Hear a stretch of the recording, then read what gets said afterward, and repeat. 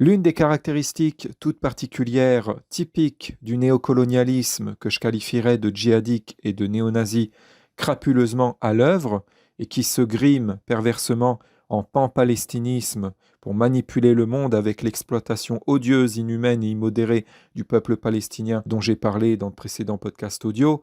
et donc un aversionnisme épouvantable qui criminalise ce qui s'oppose légitimement à son terrorisme notamment, est la tendance à se référer systématiquement, ou à prétendre du moins se référer systématiquement, au droit international, dont on entend énormément parler en ce moment. Ça revient systématiquement dans le discours, le narratif de ces faux dissidents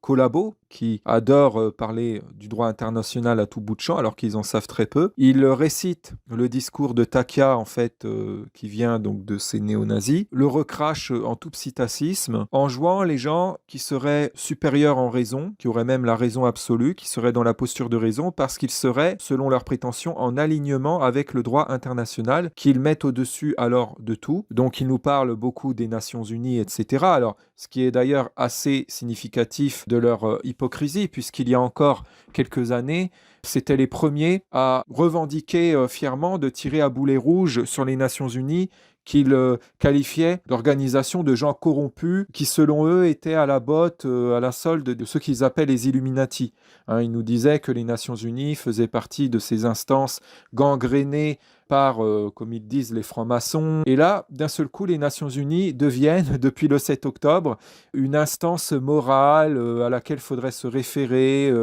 qui serait d'une raison absolue, etc., qui devrait donc être prise pour référence universellement. C'est quand même d'un culot dans la malhonnêteté qui est assez phénoménal. Alors, qu'est-ce qui s'est passé? Les Nations Unies se sont faites en vérité gangrénées par donc les néo-nazis qui y imposent leur politique, leurs lois, et qui veulent faire passer leurs lois internationalement, même universellement, la faire percevoir comme telle, comme étant la loi morale qui devrait valoir pour le monde entier, primée partout, primée surtout mondialement, et qui donc se fait appeler fallacieusement droit international. Donc les fanatiques de l'allégeance à ce néonazisme très pervers, qui ne dit pas son nom, hein, qui se grime en anticolonialisme, avec donc cette takia et ce discours d'enfumeur inverseur donc qu'on voit dans ce qu'on est sommé de prendre pour la dissidentosphère, alors qu'en fait ça n'a rien à voir avec de la dissidence, c'est un corps densifié de soumis à ce néonazisme, invoque systématiquement le droit international, les résolutions des Nations Unies, jouant à travers ça les légalistes, prétendant par là brandir en quelque sorte un certificat de raison absolue, comme si, par ce seul fait, ils prouvaient irréfutablement qu'ils étaient dans la posture de raison. Et ils veulent clore tout débat, ils cherchent dans leur fascisme augmenté à interdire toute contradiction, tout débat, toute objection à leur prétention de détention de la raison absolue. À travers ça, ils essaient de discréditer complètement et de disqualifier leurs contradicteurs, toute personne donc de posture différente de la leur, leurs opposants, pour les empêcher de mettre sur la table leurs arguments, de les faire valoir. Alors, il y a quelque chose qui revient de plus en plus souvent, et je l'entendais encore récemment, parce que du coup, j'analyse beaucoup tout ce discours et ce narratif qui est émis, sur lequel ils sont tous alignés hein, d'ailleurs, repris et émis d'une même voix par ses collabos. C'est ce discours mensonger selon lequel il serait pour qu'on se réfère au droit moral et non aux lois religieuses, telles qu'ils disent. Et là-dedans, ils redéfinissent le sionisme comme relevant d'un nationalisme perverti par une conception prétendument subjective de la religiosité. Donc, ils vont prétendre que ce serait en fait un faux judaïsme qui, donc d'ailleurs, déshonorerait la vraie judéité. J'avais dénoncé dans le précédent audio à juste titre qu'il y avait un pervertissement de la conception de la judéité commis par ces néo-nazis et leurs collabos, qui donc réinventent la judéité comme étant par essence antisioniste pour faire passer en fait les juifs non antisionistes pour des faux juifs et redéfinir ceux qu'ils ont réussi à convertir, à réduire en dhimmi et donc à réduire à l'allégeance ignominieuse à ce néonazisme et à rendre ethnomasochistes, à rendre complices avec les antisémites à leur détriment et au détriment de leur peuple, ceux qu'ils ont réussi à faire abjurer, ils les redéfinissent comme étant les vrais juifs. Et donc,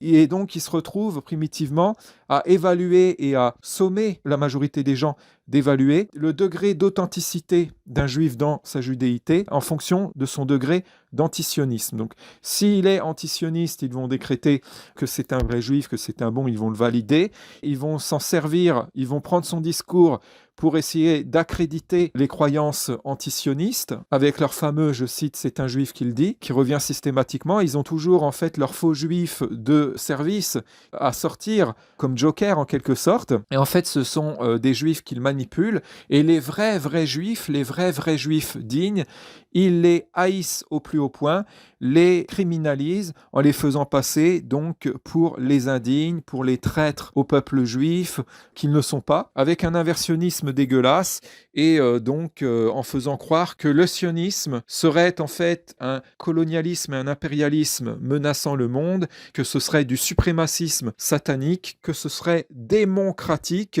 qu'être sioniste relèverait de la démonolatrie, etc. Ils vont très loin. Et donc ils prétendent que les sionistes seraient pour une primauté de la loi satanique sur la loi morale et que eux, ces pseudo-palestinistes, ces pseudo-dissidents, s'inscriraient dans l'opposition au suprémacisme sataniste et qui seraient pour la primauté de la loi morale sur un subjectivisme satanique qui serait selon eux typiquement sioniste. Donc c'est une usurpation de l'antisatanisme et aussi par cela de la messianité, puisque cet antisionisme est un mouvement d'inverseurs pervers qui le font passer pour moralement révolutionnaire. Ils jouent les opposants à ce qui est antichristique, alors qu'en fait, ils sont dans le mouvement antichristique, dans un mouvement contre-révolutionnaire. En fait, c'est un mouvement qui veut empêcher la révolution morale et qui se fait passer pour le mouvement des partisans de la révolution morale. C'est très pervers dans l'inversion.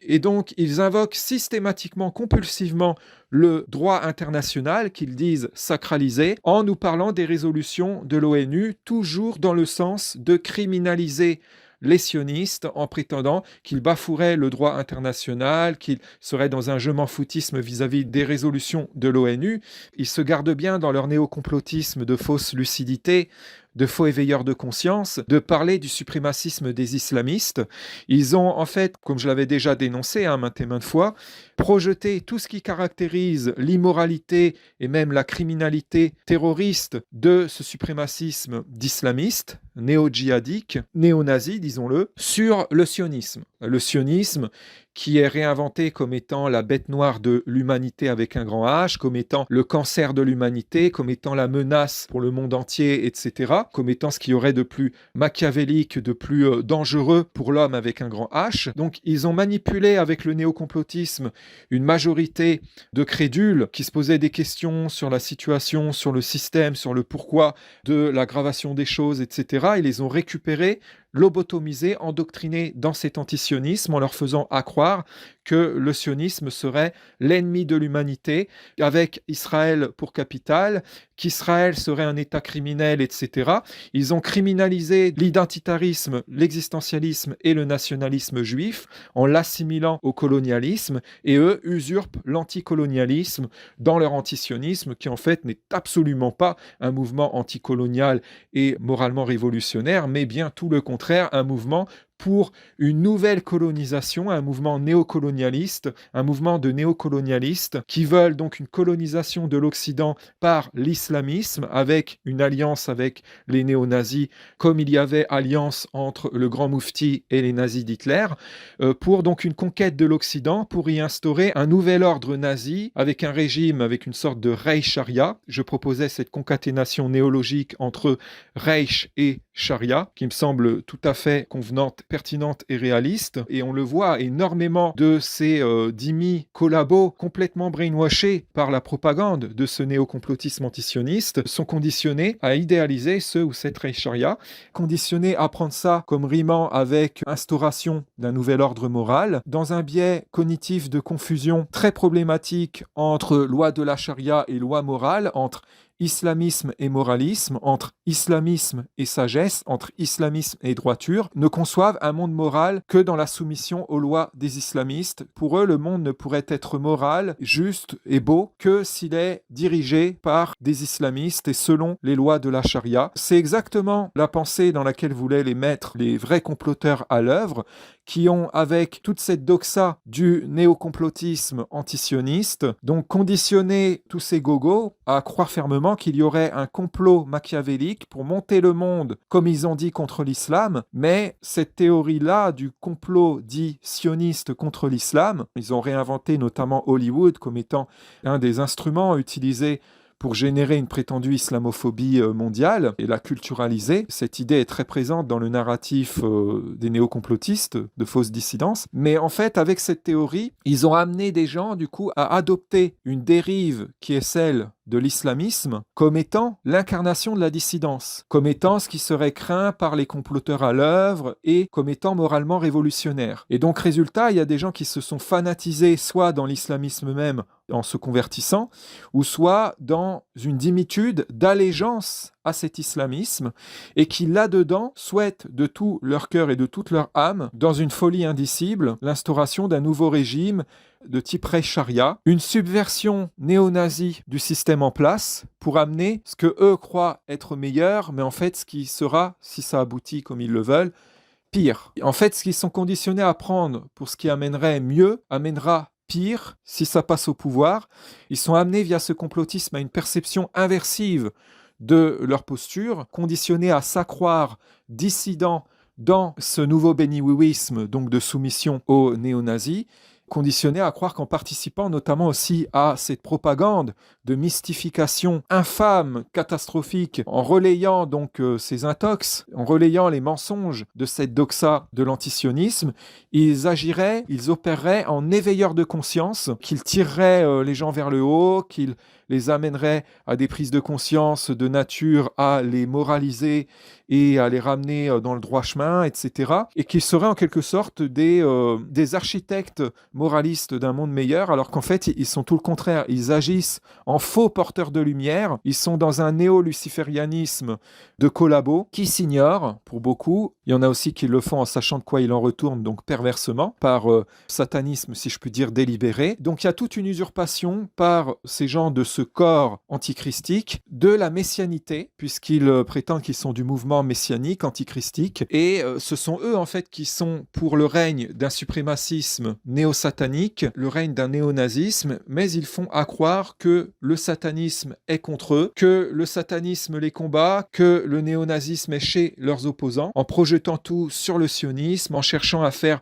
du sionisme l'ennemi commun aux yeux de la majorité, donc en prônant toujours le même concept d'alliance entre néo-nazis dits d'extrême droite, réinventés vrais chrétiens aussi, puisqu'ils ne font pas que pervertir la conception de la judéité, ils pervertissent aussi antichristiquement la conception de la chrétienté et du christianisme, en faisant passer le faux christianisme de soumission donc à ce néo-nazisme pour le vrai christianisme. Tout est réinventé, redéfini en fin de compte à la sauce de ce néo-nazisme, de néocolons, et il y a une volonté de faire passer la nouvelle version de tout à la sauce donc de ces néo-nazis pour la vraie version et d'obsolétiser l'ancienne en fait. Donc, c'est-à-dire que quand ils redéfinissent la judéité à leur sauce, ils font passer donc ceux qu'ils ont fait abjurer, qu'ils ont retourné contre le peuple juif, qu'ils ont converti à leur doctrine antisioniste pour les vrais juifs et veulent écraser alors l'authentique judéité, celle dont ils n'arrivent pas à avoir raison.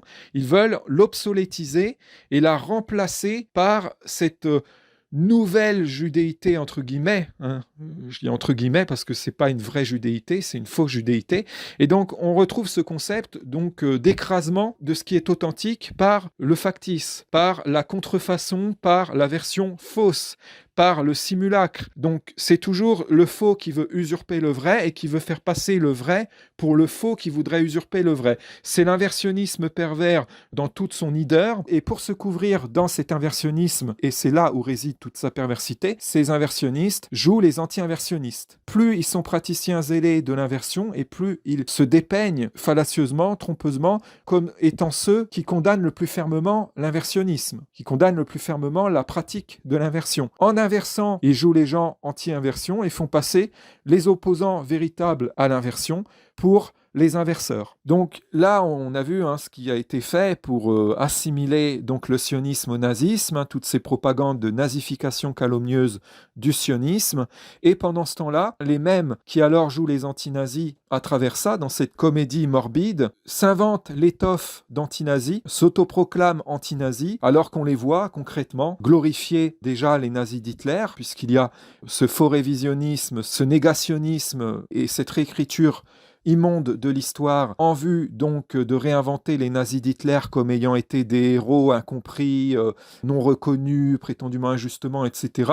pour décriminaliser le nazisme hitlérien et ensuite, par extension, héroïser le néonazisme en faisant croire que pareillement, ceux qui le verraient aujourd'hui comme étant des méchants et des criminels seraient à côté de la plaque comme l'auraient été les antinazis de l'époque, etc. Donc, ils redéfinissent le nazisme comme étant un mouvement à une posture moralement révolutionnaire, légitime, justifié moralement, etc., avec un mythe de nazisme vertueux. Et dans cette folie, et en plus en étant dans un néocolonialisme, donc en voulant non seulement pire qu'un revival du nazisme, mais un triomphe du nazisme, en voulant en quelque sorte que les néo-nazis réussissent là où les nazis d'Hitler et leurs alliés, notamment islamistes qui étaient à la botte du grand moufti, avaient échoué, ces gens-là ont le toupet de se proclamer anti-nazis. C'est d'un inversionnisme démentiel, d'une infamie qui dépasse l'entendement, qui fait tout passer pour son contraire. Ces faux dissidents d'antisionistes sont dans la culture satanique de l'inversion. Ils inversent tout, ils sont monomaniaques de l'inversion. On voit comment ça les rend extrêmement inhumains, praticiens fanatiques de la diffamation, immodérés. Ils criminalisent le bon sens moral. Ils veulent abolir le droit au réalisme, et notamment au réalisme moral, le droit de partisanat pour la justice, tout en prétendant incarner le bastion de la justice. C'est d'un inversionnisme écœurant. Et dès qu'on prend position contre cet inversionnisme néo-nazi pervers et son totalitarisme, on se fait redéfinir comme étant inversionniste, toujours le même phénomène infernalissime d'inversion accusatoire. Après, on désinverse, on se défend, on se fait traiter d'inverseur par ceux qui inversent encore plus, et ainsi de suite. Donc c'est un cercle vicieux, et là, nous voyons tous ces collabos de cette mauvaise foi densifiée, exponentielle, converger, communier dans ce que j'appelle donc le philo-terrorisme, l'amour du terrorisme, en train de défendre et d'héroïser même des terroristes d'une cruauté qui dépasse l'entendement, indicible, en train de déployer tous leurs ailes, de faire feu de tout bois pour les faire valoir inversivement comme étant les résistants, comme étant ceux sur qui il faudrait miser pour libérer prétendument le monde de l'immoralité, etc. Alors que le terrorisme, qui s'affaire alors fanatiquement avec jusqu'au-boutisme à défendre comme étant de la résistance morale et légitime, est en fait un terrorisme satanique pour intimider, apeurer les vrais résistants au néocolonialisme, qui n'est pas là où la majorité de ces néocomplotistes sont conditionnés à le voir, et à carrément persécuter et même mettre à mort, in fine, ceux qui tiennent dans la vraie résistance. Et les vrais résistants, pareillement, ne sont pas là où ces pseudos éveillés sont conditionnés à croire qu'ils sont. Donc il y a une inversion aussi très problématique des statuts de résistants et de collabos. Ces zilotes complètement matrixés, complètement lobotomisés, endoctrinés dans l'antisionisme, de fausses séditions, sont les nouveaux Benny Oui qui s'ignorent, d'autant plus dangereux qu'ils font plus, en fait, pour être précis, plus que de simplement s'ignorer, ils se prennent pour les sommités de la dissidence dans l'antipode extrême de la dissidence, dans le béni-oui-wisme le plus ignominieux. S'ils avaient la moindre once de sens moral, ils n'auraient jamais pu tomber là-dedans. Au bout d'un moment, ils auraient vu la supercherie, ils se seraient dit « mais là, il y a quelque chose qui cloche, ça va trop loin », et ils seraient sortis de ça, comme beaucoup de gens comme moi l'ont fait, et au bout d'un moment, dans leur réflexion morale, ils auraient conscientisé des choses qui les auraient fait sortir de ce mouvement, et même qui les auraient amenés à le dénoncer, à dénoncer l'effroyable imposture de l'antisionisme, la plus grande escroquerie de ce dernier siècle, l'incommensurable duplicité perverse qu'il y a chez ces antisionistes qui défendent de tous leurs ailes quelque chose qui est à l'image de ce qu'ils prétendent combattre et dont ils projettent la criminalité sur le sionisme pour, à travers donc le concept de toujours tirer à boulet rouge sur les sionistes, usurper le statut et la posture de dissidents moralistes, jouer les redresseurs de tort, jouer les gens qui auraient un grand sens moral, etc. Faire croire qu'ils seraient pour une progression morale dans la société, pour une élévation morale de ce monde et l'instauration d'un ordre moral, alors que c'est tout le contraire. Ils sont pour plus d'immoralité, pour un système encore plus immoral, encore plus injuste.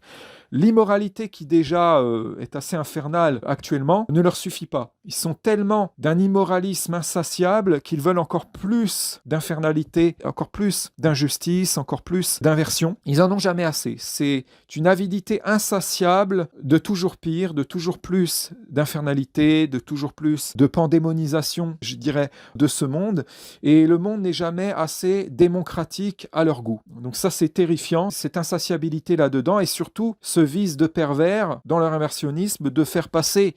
leur volonté d'augmentation du satanisme pour quelque chose qui relèverait du progressisme moral. Ils usurpent le progressisme moral dans leur régressisme satanique, jouant les partisans d'un retour à l'ordre moral, alors qu'en fait, c'est tout ce à quoi ils s'opposent, en réalité, dans leur moralophobie exponentielle, dans leur intégrisme en immoralisme. Il n'y a qu'à voir comment ils détestent les gens qui font la moindre morale. Il n'y a qu'à voir leur niveau de moralophobie. C'est complètement ridicule. Ils ne peuvent pas se dire dissidents, partisans d'un monde plus juste, tout en étant opposés au concept même de moralisation de ce monde, tout en étant aussi allergiques à la parole morale. Dès que quelqu'un parle de bon sens moral, parle de valeur morale, rappelle le concept de la morale, la logique, la mécanique de la morale, ils crisent. Ils sont en hystérie, ils réagissent comme des immoralistes fascistes, déployant tous leurs ailes dans un sophisme manipulatoire pour rationaliser trompeusement, perversement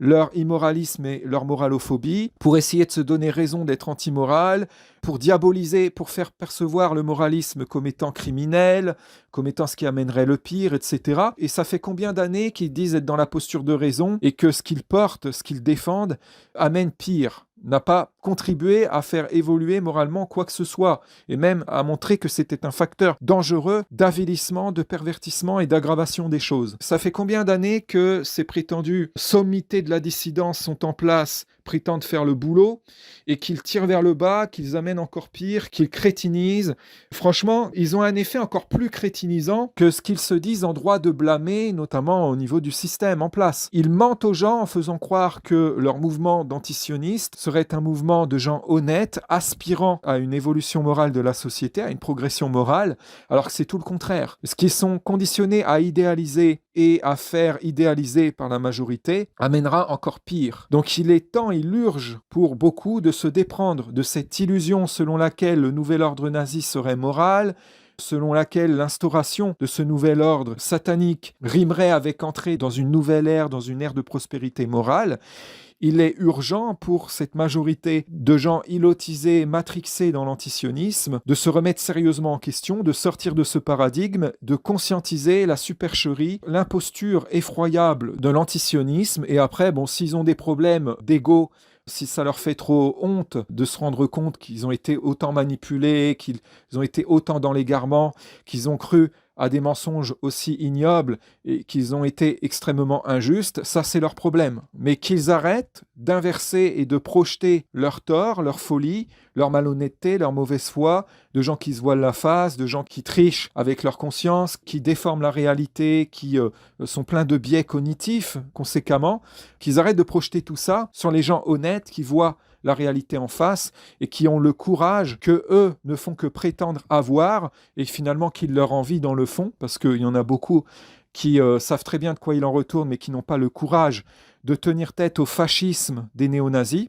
Ils ont trop peur de se faire cataloguer de vilains sionistes. Donc il y a conséquemment chez eux une inhibition du sens moral, une inhibition de la morale, et ça se traduit par donc ce voilage de face d'inverseurs, de gens qui veulent faire comme si ils avaient le courage de l'intégrité morale dans ce contexte, dans cette situation, comme pour scotomiser leur statut actuel et ignominieux de laquais, finalement, à terroristes néo-nazis, de gens qui obéissent de manière très infamante à ce néonazisme pervers qui ne dit pas son nom et qui se grime en pan-palestinisme, qui se proclame comme relevant du pan-palestinisme pour duper le monde, pour faire croire que sa cause très immorale néocoloniale serait une cause morale, serait la cause la plus morale du monde, serait pour la libération des peuples opprimés, pour rendre justice contre la plus haute criminalité de l'histoire, etc., tel qu'ils vont dire. C'est d'un inversionnisme épouvantable, et donc on ne peut pas se revendiquer honnête tout en étant versé dans cet antisionisme d'extrême perversité qui va très très loin dans la diffamation. Franchement, ceux qui sont versés là-dedans et qui se prennent pour les guerriers du bien ont beaucoup de soucis à se faire, notamment par rapport à l'au-delà. Parce que bon, s'ils ne se remettent pas en question ici-bas, dans l'au-delà, ils seront forcément inéluctablement confrontés à la réalité qu'ils ne pourront plus fuir. Il n'y a pas d'expédient dans l'au-delà et ça va leur faire très très mal. Ils vont tomber de très très haut. Donc là, en fait, en persistant dans leur volage de phase, dans l'inversion, dans le déni de la réalité, en étant dans ce cercle vicieux par lequel finalement ils se rajoutent tous les jours du mensonge, c'est cumulatif dans le mensonge, pour rester dans leur mythe de détention de raison absolue, dans leur négationnisme aussi, puisque ça les conduit à être très négationnistes vis-à-vis des faits de réalité qui prouvent objectivement, irréfutablement qu'ils sont dans le tort, et pas qu'un peu. En étant là-dedans, en fait, ils se comportent en masochistes. Ils se portent préjudice à eux-mêmes et aussi aux gens qu'ils tirent vers le bas en les voulant dans la même erreur qu'eux, dans la même folie qu'eux, folie qu'ils font passer pour la raison absolue. Ils se comportent en masochistes, même en sadomasochistes, et creusent, si je puis dire, leur propre tombe, se condamnent à endurer un enfer dans l'au-delà. Ce sont les artisans de leur propre supplice et ils n'ont pas idée de ce qui les attend. Et je ne dis pas ça pour leur faire peur ou quoi que ce soit, mais simplement pour rappeler cette évidence qu'il ferait mieux de se remettre en question maintenant. Autant le faire maintenant, puisque tôt ou tard, ils devront le faire. Ils devront se détromper. Ils ne pourront pas rester éternellement dans cette illusion et imposer l'inversion aussi dans l'au-delà. Les plus fous des satanistes croient, et c'est là tout l'orgueil et l'utopisme satanique, dans toute son absurdité, dans tout son ridicule inénarrable, c'est la croyance qu'ils pourront dans l'au-delà imposer l'inversionnisme, qu'ils pourront même avoir le dessus sur l'autorité morale, voire même carrément sur Dieu, sur l'autorité morale suprême qui est Dieu, et le soumettre à l'inversionnisme. Ils sont tellement imbus de leur ruse, de manipulation, de pervers, ils croient qu'ils ont la science du vice infaillible et que personne, même Dieu, pourrait avoir raison de ça et qu'ils pourront avoir le dessus sur n'importe quelle altérité morale et qu'aucune altérité morale, pas même l'autorité morale suprême qu'est Dieu, ne pourrait résister à leur inversionnisme. C'est ça, toute la folie du suprémacisme satanique, c'est qu'ils ont une prétention de suprématie absolue et ils croient donc que même dans l'au-delà, ils pourront continuer à vivre dans l'inversion, continuer à tout faire passer pour son contraire et à faire passer l'injustice pour la justice et qu'ils pourront y faire condamner, même damner éternellement les gens justes. Alors qu'en fait, il y aura des inversions. Ils vont se heurter à une telle puissance morale de justicier dans l'au-delà qu'ils vont éprouver une douleur, qu'ils vont tomber de si haut qu'ils vont avoir du mal à s'en remettre. Mais cette difficulté qu'ils auront alors à supporter ça et le fait qu'ils vont vivre ça comme un terrible enfer, qui va leur faire très mal, ce n'est que la conséquence de leur connerie actuelle. C'est eux qui s'auto-condamnent à ça par leur folie présente. C'est ça que j'aimerais arriver à faire comprendre. Je l'avais déjà dénoncé dans le précédent audio. Et s'ils savaient ô combien ce mouvement de l'antisionisme qui leur est présenté comme étant le mouvement messianique de résistance, de révolution morale, est un mouvement antichristique d'égaré, pour ceux qui sont honnêtes, du moins qui sont de bonne foi mais manipulés, ils en sortiraient immédiatement. Ils seraient pleins de remords d'y avoir été ne serait-ce qu'une journée. Et ceux qui savent de quoi il en retourne et qui sont pervers et qui sont dans le pur suprémacisme satanique à croire que même dans l'au-delà, ils pourront encore s'imposer par je ne sais quel procédé et par la, entre guillemets, force de la supériorité numérique à laquelle ils croient, ceux qui croient ça se condamnent au pire des enfers, sont des masochistes fous furieux. Et cela, oui, c'est assez effrayant parce qu'on se demande qu'est-ce qu'il est possible de faire pour les arrêter dans leur folie. D'ailleurs, c'est le caractère effrayant de ça qui fait que beaucoup se voilent la face vis-à-vis de ça. Ils ne veulent pas voir cette réalité et préfèrent s'en tenir à l'idée qu'ils sont de bonne foi, mais qui sont simplement trompés. Non, la perversité, ça existe. Il y a des gens qui défendent le mal vraiment en sachant vraiment que c'est le mal, quoi. Il y a des gens qui sont vraiment dans un satanisme délibéré. Ça existe malheureusement. Et là, après, c'est vrai que nous, à notre niveau, c'est difficile d'avoir raison de leur folie. Mais après, c'est donc une autorité morale supérieure qui va se charger de ça, de laquelle ils n'auront pas raison. contrairement à ce dont ils ont l'air persuadés. Donc voilà pour refaire un petit point sur l'imposture de l'antisionisme. Alors, petit message à ceux qui critiquent notamment ma terminologie, tout ça, je les mets au défi de faire des audios en improvisation et de verbaliser les choses clairement, précisément, avec une rigueur, notamment une rigueur morale, avec précision, avec les mots qu'ils préconisent alors d'utiliser. J'aimerais bien les voir à l'œuvre, plutôt que de rester derrière un écran et de critiquer en toute mauvaise foi les gens qui ont le courage de dire et de porter les vérités qu'ils n'ont même pas, ne serait-ce que le courage d'effleurer de l'esprit. Voilà, même sans les verbaliser, ils n'ont même pas le courage d'y penser dans leur tête, je veux dire secrètement, et ils osent traiter de lâches les gens qui non seulement les pensent fortement et avec raison, mais les défendent, les portent, au risque de passer pour les pires criminels. Donc c'est quand même assez culotté de la part de ces lâches, d'ailleurs qui pour beaucoup sont frustrés d'être lâches et donc essaient de démolir plus courageux qu'eux. C'est une jalousie inavouée vis-à-vis de plus courageux qu'eux, parce que forcément, par comparaison, ça les renvoie à leur minabilité de l'âge. Donc ils voudraient l'interdiction d'expression, voire même la mort des gens plus courageux qu'eux, pour s'assurer qu'ils ne soient plus jamais dans leur vie confrontés à la réalité de leur lâcheté. Ils nous détestent parce que par comparaison, on met en lumière leur niveau de lâcheté et l'ignominie à laquelle elle les conduit. Donc ils nous demandent presque, quand ils nous insultent, lorsqu'ils nous agonisent de diffamation, que l'on s'inhibe, que l'on s'efface, que l'on adopte pour devise de nous interdire d'exister dans notre courage, et même qu'on se soustrait au monde pour ne pas qu'ils soient confrontés à leur lâcheté, à l'immoralité à laquelle ça les conduit, pour qu'ils puissent continuer leur petite comédie tranquille, d'inverseurs, de praticiens du voilage de face à plein temps, qui jouent les gens courageux, qui auraient le courage de l'intégrité morale, alors que c'est pas du tout le cas, pour qu'ils continuent d'être faux, d'être dans la duplicité et de vivre dans le mensonge. En gros, ils nous ordonnent de nous taire pour qu'ils puissent continuer de se tromper la tronche, de se mentir tous ensemble dans l'inversion.